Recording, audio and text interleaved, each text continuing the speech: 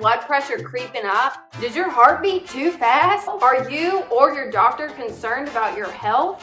Atenolol. Atenolol. A10LOL. Atenolol. Ask your doctor about Atenolol. I'll tell you a little more. So atenolol is classified as a beta blocker, which means it blocks the stimulation of beta-1 receptors. These are located in the heart, and that results in relaxing of the smooth muscle of the heart. So this ultimately decreases your heart rate and your blood pressure. With your blood pressure, stroke volume, and cardiac output.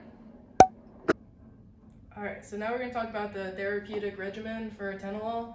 It's used to lower blood pressure and heart rate. Now we're going to talk about dosage. It's going to be based on your medical condition and response to treatment.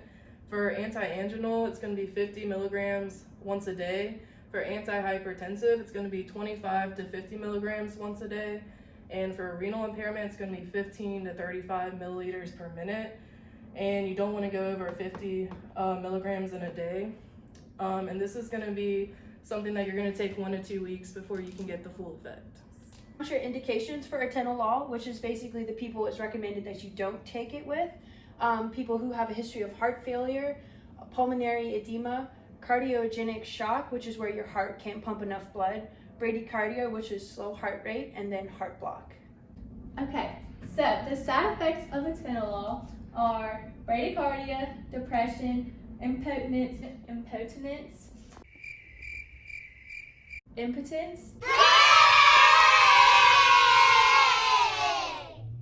constipation, fatigue, and these are some other ones that are a little less common: thrombocytopenia, which is low platelets, agranulocytes, which is low granulocytes, which can lead to an increased risk for infection. So before giving this med, you should probably check out blood levels, but they'll go into that with nursing interventions. And then withdrawal from a beta blocker can lead to serious side effects, which you want to see life-threatening considerations for.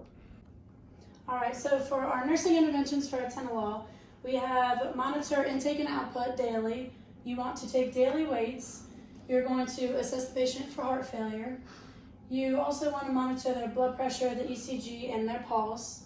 You need to check their lab values to make sure everything is in balance.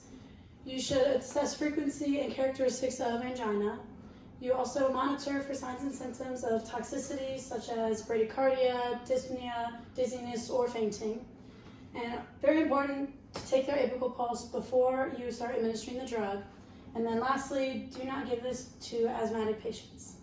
And then the life-threatening considerations for atenolol is hyperglycemia, which is high blood sugar, fall risk due to altered mental status or orthostatic hypertension, which is where your blood pressure drops when you rise from sitting to standing, mental status changes like seizures or just being out of it, heart failure, hypertension, which is low blood pressure, and then most importantly, especially if you have a history of diabetes, it'll mask your status of hypoglycemia, which is where your blood sugar drops, and it can be fatal.